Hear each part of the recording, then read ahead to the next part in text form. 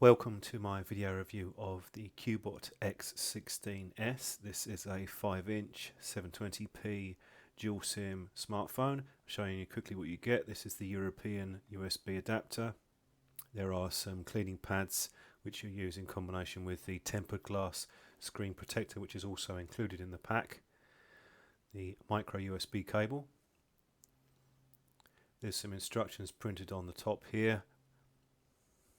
Handset comes in the traditional dark gold case, and there's a SIM opening tool. Quick start guide goes into a bit more detail, and you also get a flexible case to put the phone in. Most of the Cubot cases have been hard. This one's a silicone one and it's bendy. Moving in a bit closer to look at the installation, this just tells you how to install the SIM cards, 2 SIM cards for this. Look at the handset. We have a 2.5D glass on the front, non-backlit touch capacitive buttons at the bottom. On the back we have a 13 megapixel camera and an LED flash. It's quite a powerful flash on that. They're rating it to 1.0 amp, and there's a 3.5mm jack. Bottom has the speaker and the micro USB port. Note the plastic surround to it makes it a bit easier to insert and remove. On the side, this is the tray that you remove with the tool, and we have the power button too. Quite a low profile on the buttons. If you look over on the other side, the volume rocker here, again quite low profile. There's no movement on the buttons, side to side movements. It's quite a nice finish. IPS panel on the display and good viewing angles. Traditionally Cubot displays have been quite contrasty and saturated, and this is no different. It's quite an attractive display, if not particularly realistic. That's the only downside to it. We have metal edges all around the side of the case, gives it quite a nice premium feel. There is a screen protector fitted on there. The edges are curved, and the glass is curved too, just on the edge, so it's quite a good fit in the hand. Feels quite premium. Just showing you quickly now with the included silicone case. It's not a bad case. It gives you some protection as a sort of no cost add-on extra. It's okay. It wouldn't be my personal choice for a case, but it gives you a bit of protection. You have cutouts for the various areas: the camera, speaker, micro USB port and headphone jack.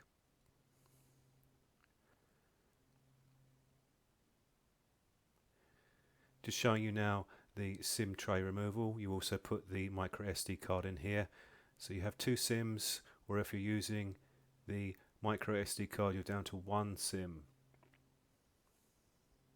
I did note this slight colour difference between the tray and the edge of the bezel. Looking at the interface, it has the Cubot customized icons, running Android 6 on this. Apart from the icon difference, there isn't much change from the stock. Just showing you the quick settings here. Note you have hot knot as well as the mirror cast. One nice feature is the ability to take a screenshot. If you push and hold the power button, that brings up the menu there which lets you do that, and it also puts them into a folder with screenshots. It records the images at 720p, the same resolution as the screen. Quite a nice little feature that could be quite handy. Running through the main menus now, not much difference here, but we do have a turbo download which gives you the ability to use Wi-Fi and 3 or 4G. Not sure that I'd use that myself unless you have a very generous data plan. Hot knots included, as I said, although NFC is probably preferable. There is no notification light on the X16s, just the standard settings for the screen are in here. Storage, we have just under 12 gigabytes for user installations. Obviously you can expand that with the micro SD card if you wish. Now the battery is one strong area of the phone. It's rated to 2700 milliamps an hour, which is good for the screen size and resolution. Android 6.0 gives you a bit more information about the battery than previous versions. Realistically, you're looking at a couple of days out of this for moderate use. You won't have any problems at all getting a full day out of the handset, even with fairly heavy use. We do have some gesture unlocks included. There are a few here just to make letters and numbers. You can customize your own. There aren't any additional features other than that. This is just a quick look at some of the themes that are included in the handset. They sort of show off the contrast and saturation of the display. You can also preview them to see what it would look like on the lock screen. Gives you a demonstration of how nice the screen is. It is a good screen. There's a pixel density of 294 pixels per inch, which is pretty good for a handset in this class.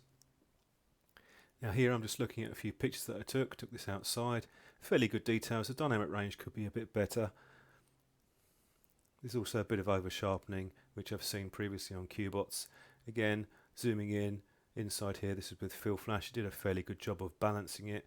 Few artifacts. The sharpening is too heavy really, and it has been on previous Cubot handsets, but the camera is actually not too bad. It's acceptable for the price range, just nothing special. Again, we've got some smoothing. It's an improvement over the previous Cubots that I've seen, although I'd say it was just about average or just above average. You also have some filters here. You can use these for video and on pictures. Some interesting effects, including a sort of sketch one.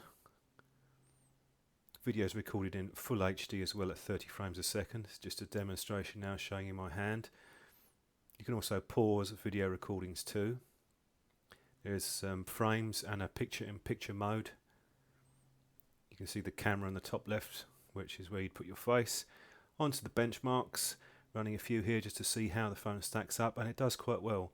The reason for that is the faster DDR3 memory, which has a big impact on the performance of the 3D.